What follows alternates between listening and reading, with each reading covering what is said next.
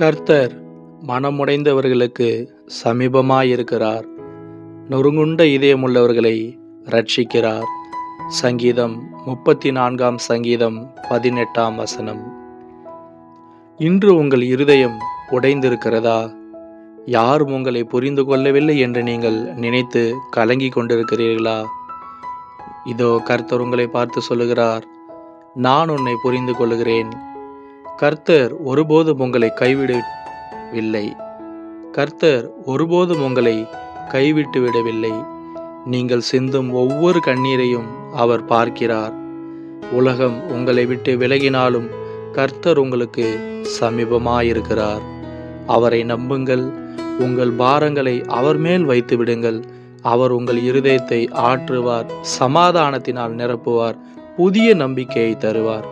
கர்த்தர் தாமே இந்த வசனத்தின்படி உங்கள் அனைவரையும் இந்த நாள் முழுவதும் ஆசீர்வதித்து பாதுகாப்பாராக. ஆமேன், ஆமேன்.